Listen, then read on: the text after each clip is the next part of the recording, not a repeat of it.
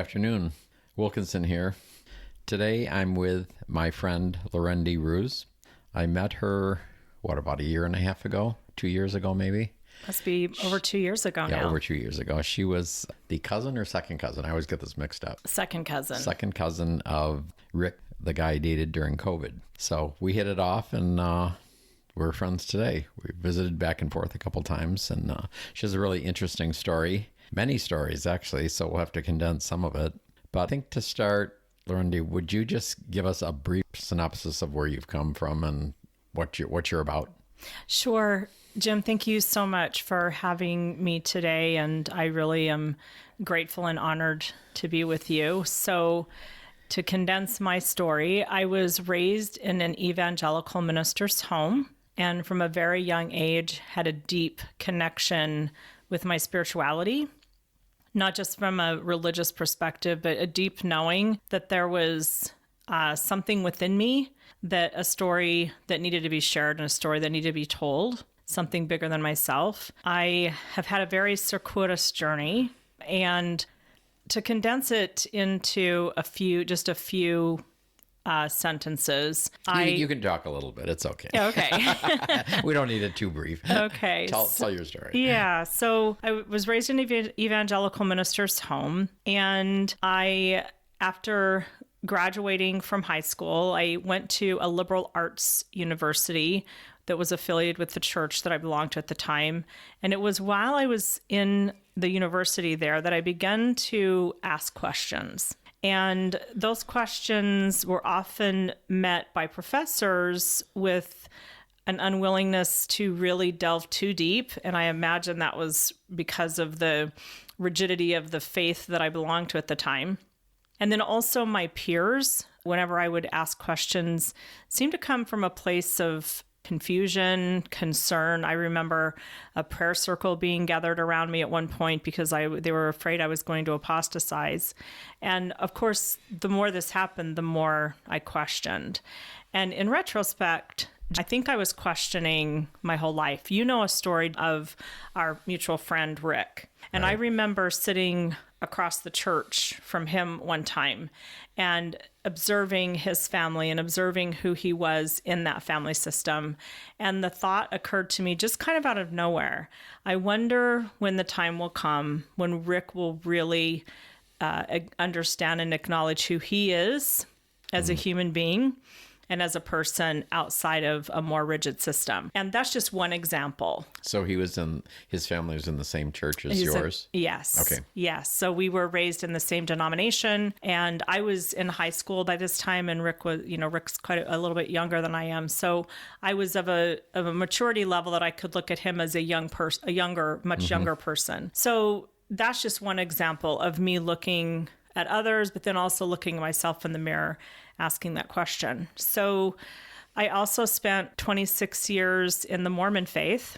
I left the evangelical faith and really was not attached to any specific denomination when I met my first husband. And we married, and it wasn't until we decided to have children that he announced that he was going to return to Mormonism, and that if we were going to have children, they must be raised in that faith. So I studied. I didn't agree with everything, but there was enough truth that I could hold on to. And while I was in the Mormon church for 26 years, I have to say I had really good experiences, and I kind of took what I agreed with and then just set the rest on a mental shelf. Mm-hmm. After leaving the Mormon church, the reason I left was, again, my spiritual inquiry and my curiosity led me to a point where I eventually found 12 Steps. We're a recovery family. That's part of our story. So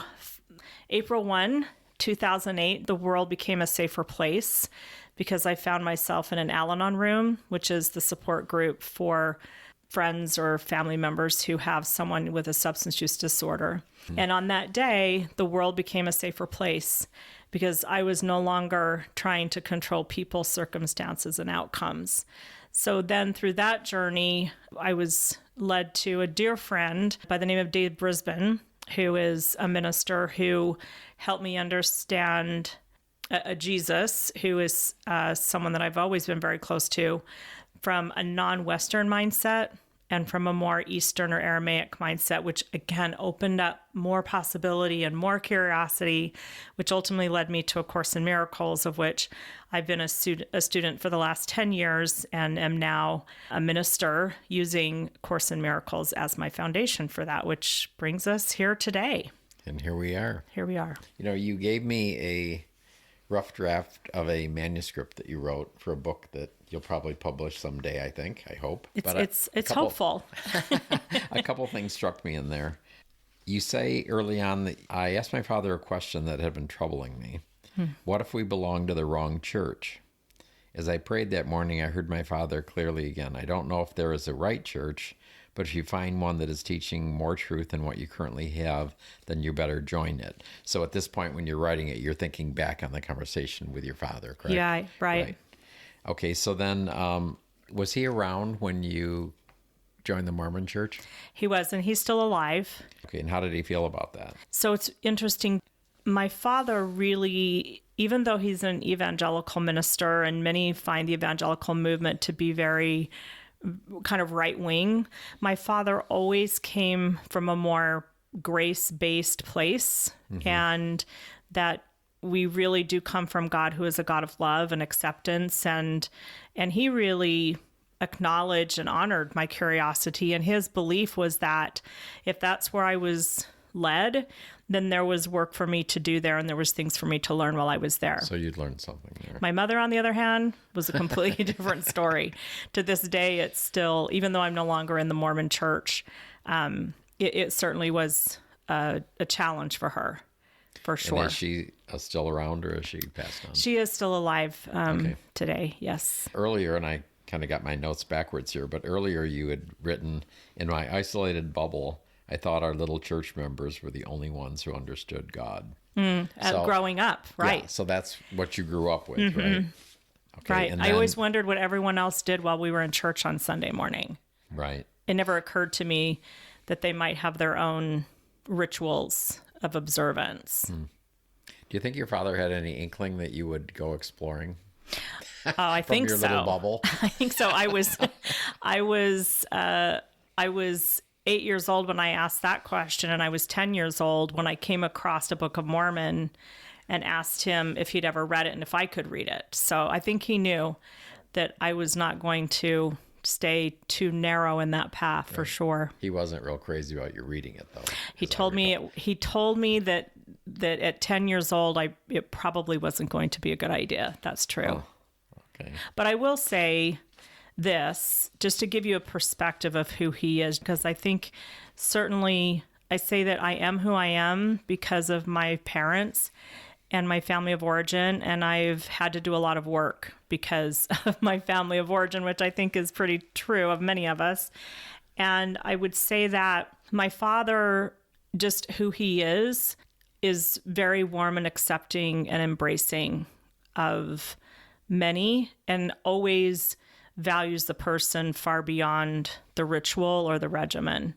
So I would say that the journey that I took was probably pre-designed by me. So I think my parents have come to accept. And I think, it's interesting. I've spent a lot of time in the rooms of recovery, and there's always a common theme that I didn't feel like I belonged, didn't feel comfortable in my own skin.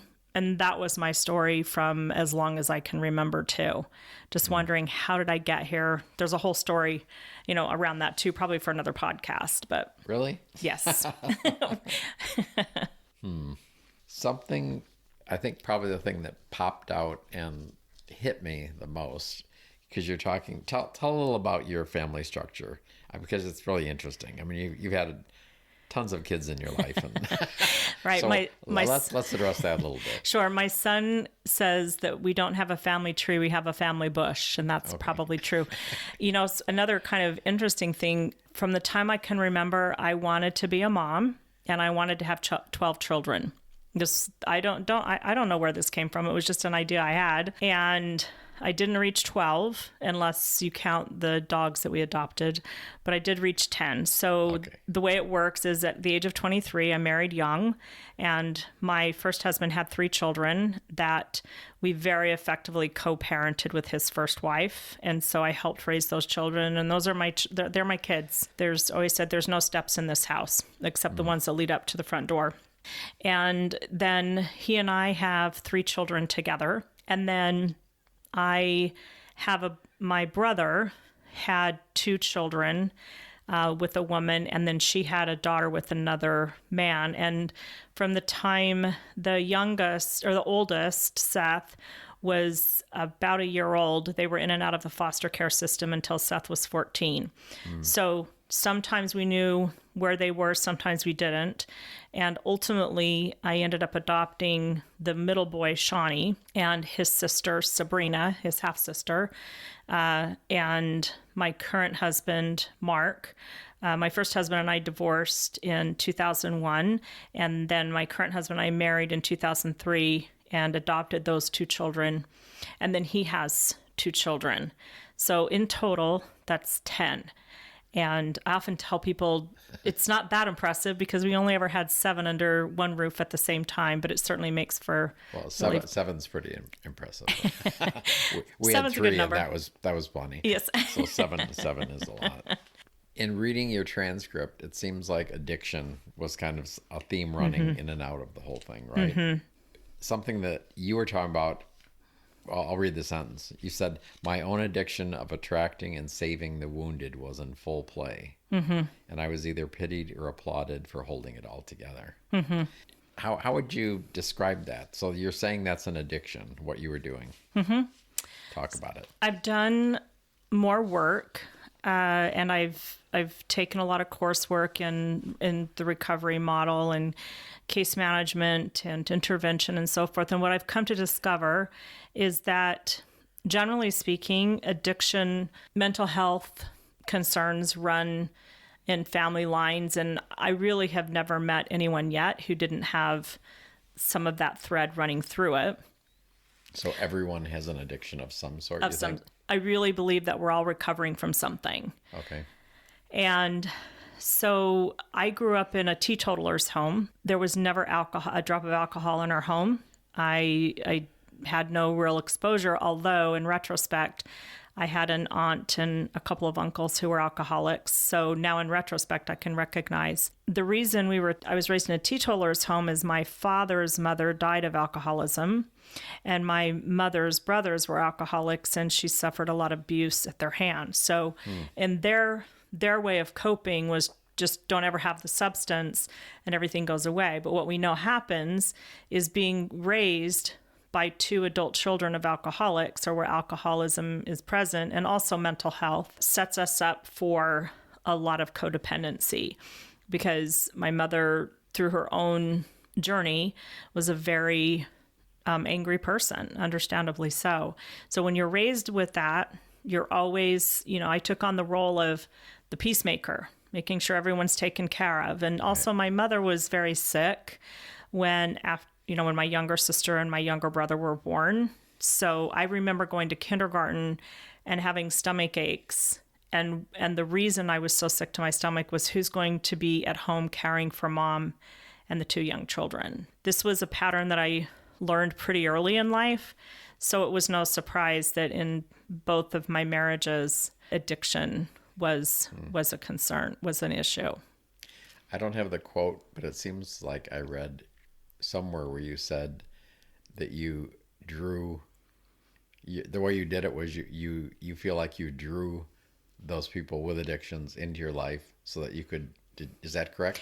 Absolutely. And how does that work in your view? Well, I believe that, first of all, I believe that we make agreements before we come here, and we make contracts with individuals and with our families. So it's no mistake that I was born into the family that I was born into. If you believe in past lives at all, I have many stories, which is room for a whole nother podcast, about people who are in especially my family, and including my current husband, where we had made agreements prior to this life and this existence to come and do some work together. And you remember that? And I remember those Have you experiences. always remembered it, or is it something that's revealing itself to you now?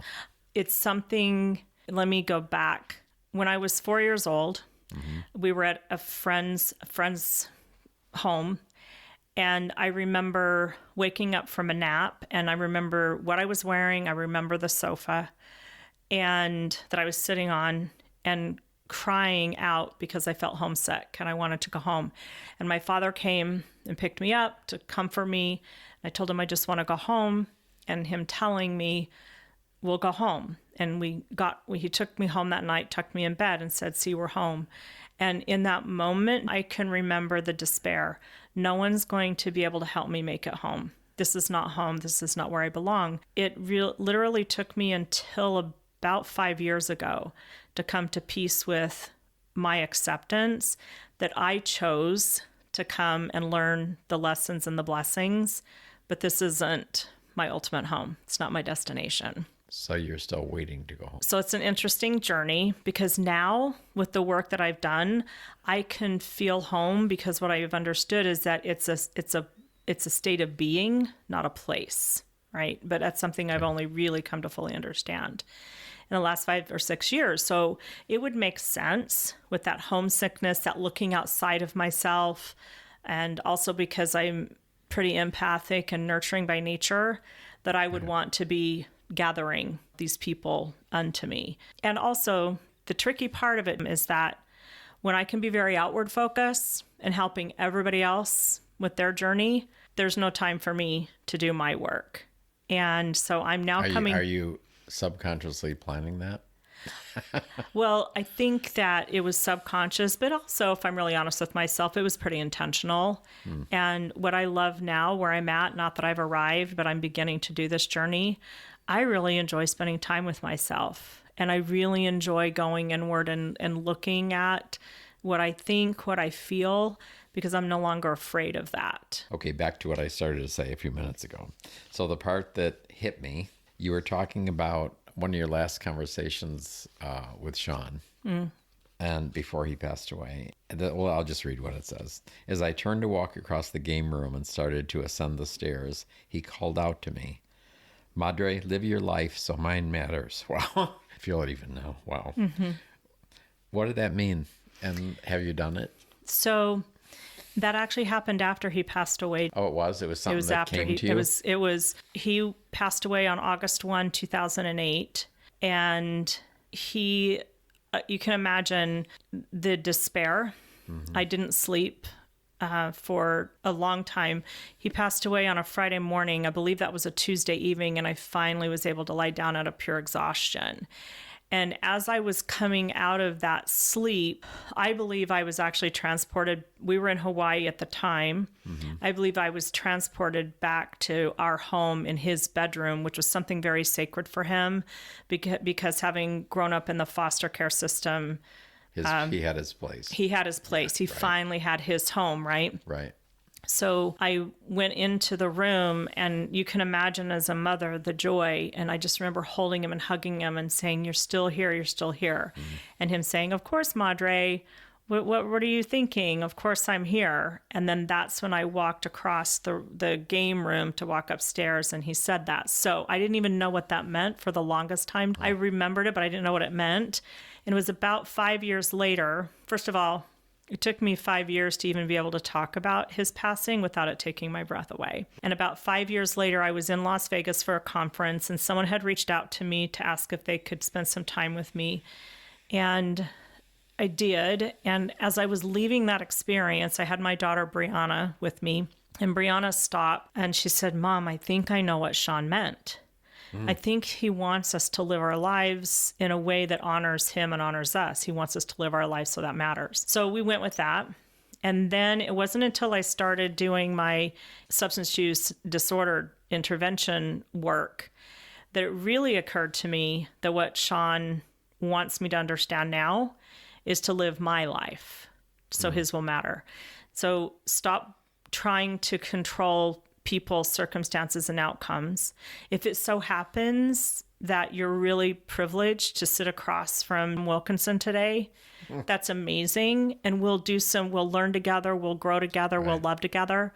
But it's not my job to fix or teach. So that's what that means to me today. Do my work. Do your work. Do my work. Which brings up, you have a book in front of you. What is that? This is my Course in Miracles book. And what I've learned to do, I have a really dear friend. His name is Ben, and I think he wouldn't mind me sharing this story. And we're grateful to be in recovery as well together. It's a story we share. And he said, Larendee, I don't have to be in every recovery room that I've ever been in every day, but I need to be in a room because I never know when someone's going to say something that will pierce through my pain and meet me where I'm at. Right. So that's my story too, that I personally, because my disease of trying to control is really fierce, that I need to do something every day to help me remember the truth of who I am, stay grounded in who I am, so that I can remember my magnitude and my power. So I have a Course in Miracles book in front of me today. And as you were preparing for this, I turned and read, it's from lesson 132 in the workbook for Course in Miracles. And it says, "The present now remains the only time." So even as we were preparing to speak today, it really helped to center me, to say, right now, I just need to be present. And I'm really honored to be present with him. And then the other thing is, there is no world apart from the world that I wish. Whatever I desire, the world that I would seek, there's no world outside of that. Now, then the question is, well, how do I know what I really want? That was something that plagued me for some time. Right. And again, I'm not saying I've figured this out. I'll just tell you where I am today. And that is, my will and God's will are aligned. My higher powers will are aligned, because just like the greatest desire I have for my children, you have children, is their peace and happiness. And I believe that God wants that for me as well. And when I can remember that that's the goal that I would seek, that peace and happiness, again, isn't going to be found outside of me. It's going to be found within me. And I put a quote on my Facebook. It was actually a repost, that sometimes God calms the storm and sometimes he calms the child who can face the storm. The good news is there's no bad news. And the best I can do for myself is study. And I do every day. Now, I'm really fortunate because this is my life's work. So it's kind of a requirement for me that, as I meet with people, whether it's a business person who needs help in a relationship or their own self-discovery, or they need help with their business, I get to do this work every day. At the same time, it's a choice that I've made for me to be at peace. It's the only way that I've been able to figure out. So I use 12 steps. I use Course in Miracles, listen to Esther Hicks, wherever truth can come from. I just try to be a sponge, absorb, and then live it. So on the Course in Miracles, how'd you get into that? Because I was briefly in a group where we tried to do it, and it was like overwhelming for me. Sure. It's like, what?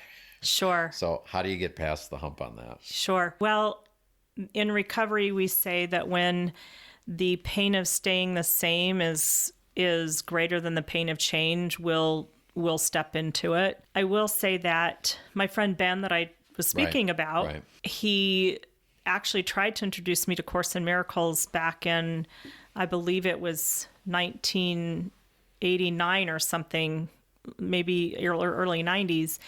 And I couldn't hear it. I don't even remember it. But years later, he was going through something. And I said, Ben, have you ever heard of A Course in Miracles? And he was dumbfounded. He says, yes, I tried to introduce you to it, but you were so stuck in your, biblical theology, you couldn't hear me. Right. But what happened was that through our recovery journey, I met a very dear friend who since has graduated. She's no longer with us.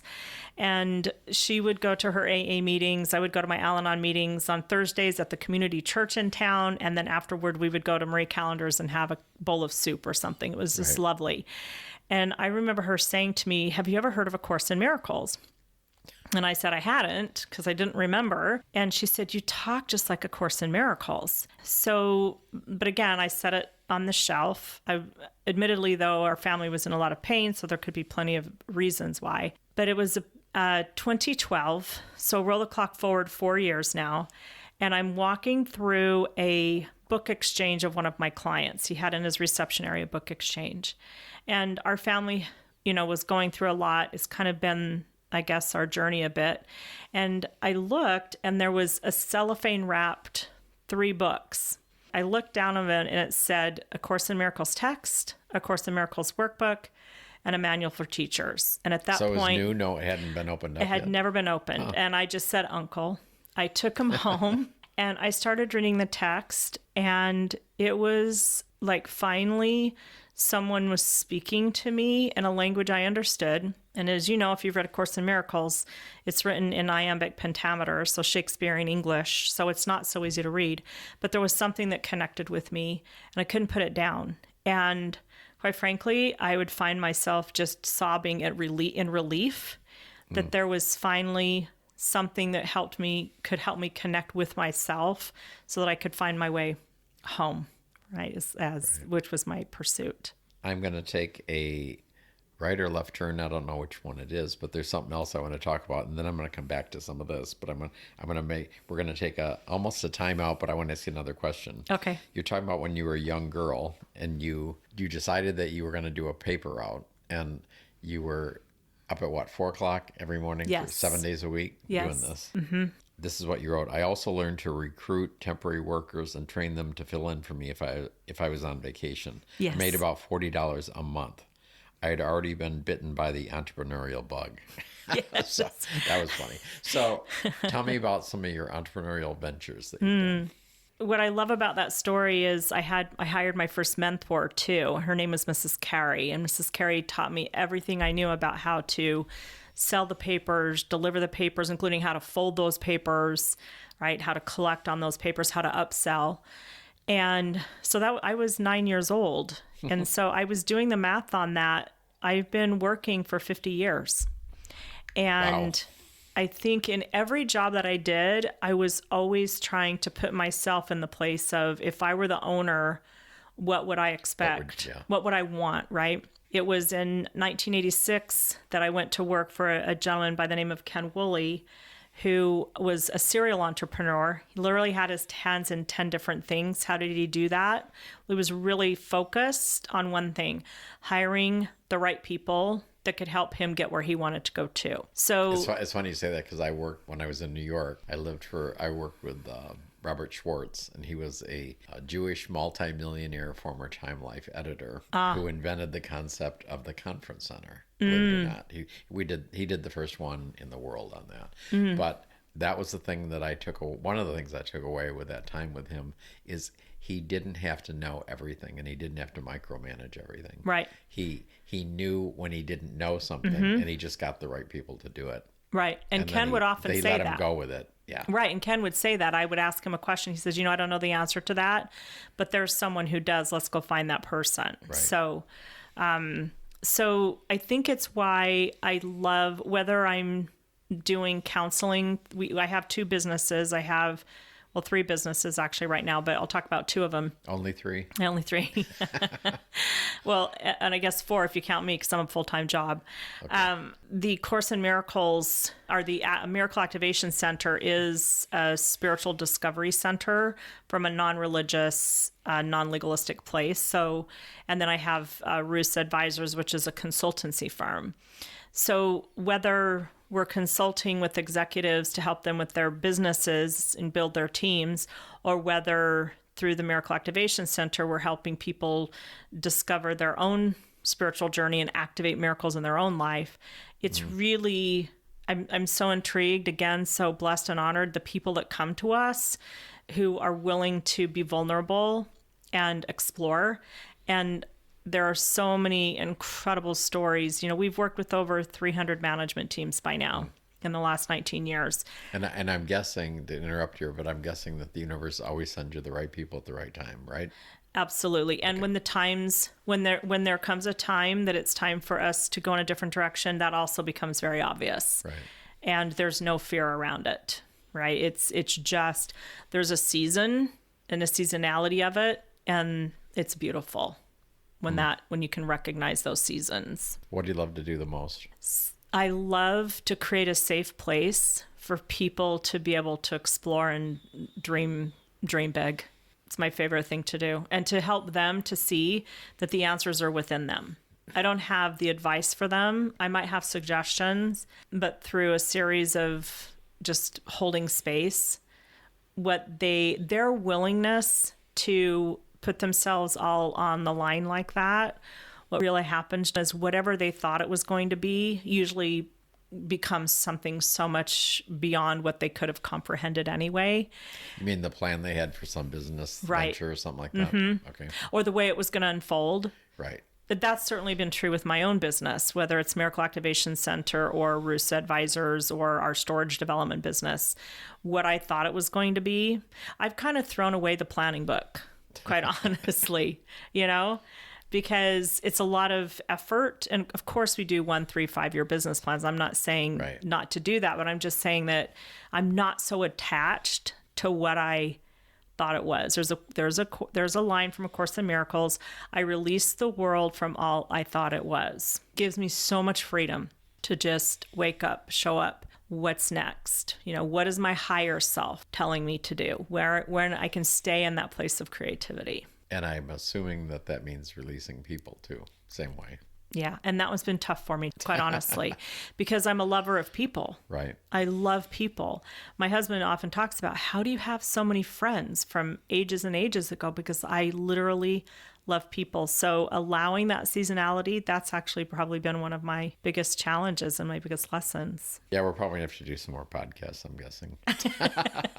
But I want to end with something else. I'm going to read this little paragraph that you had in your transcript, and then we'll talk about that in closing. I had another experience when I was meditating that affirmed my life was transforming again. I dreamed I was standing on a riverbank. There were people in canoes peacefully rowing in a river. I came to understand that the river was peaceful flow. The people in the canoes waved and smiled to come in. I looked up and down the riverbank. There were countless people standing on the banks. Some walked into the river, and a canoe appeared for their transport. Some shook with fear on the side. Those in the river were committed. Somehow I knew it was a big commitment. I waded in, and the next thing I knew, I was in a canoe. I felt immense peace. I knew I would never go back to the riverbank. At the same time, there was no judgment about those on the riverbank. There was a simple invitation to wade into the peaceful river of life. Talk a little about that. I had forgotten that. I remember the dream. I had forgotten that I included that in that manuscript. For me, it's a way for me to hold that space that we talked about. And it's a way for me to bring grace to myself. I don't need to bring grace to anyone else. Their journey is their journey. Who they are is who they are. And if they want to live on the riverbank, that's their choice. They want to live on the riverbank, whatever that is. Right. And because I didn't realize that I also had some pretty deep egoic thoughts about pitying people who were on the riverbank. And you probably had a plan for building a bunch of canoes, right? And I was going to manufacture these. And I was going to monetize it. Just ask my children. Right. I was going to monetize that too, so there would be plenty of money to build more canoes and save the world. And what I'm understanding, and I shared this a little bit in an email that we exchanged, that I've really had the rich opportunity to discover and explore that the grace I need to give to myself is releasing myself from what I think I have done to others in order to release myself, and that I have no opinions but only love for whoever, wherever, whatever your journey is. Again, I am so honored that every day I get to hear those stories of here's where I'm at, and the whole texture of it, really powerful. Oh, I love stories. That's why I'm doing this. And you're really good at it too. You're a great listener, which makes this really good for all of us. Well, I appreciate you driving down. I'm going to reward you by taking you to dinner in a while. We'll chat for a while first. If someone wanted to get a hold of you and learn more about you, how would they do that? They should text my cell phone. Do you want to really put that out on a podcast? I absolutely do. Okay. I have no fear. 801-209-3611. 801-209-3611. Very good. Thank you, Larendee. It was great having you. Thank you, Jim. Much love to you. Okay.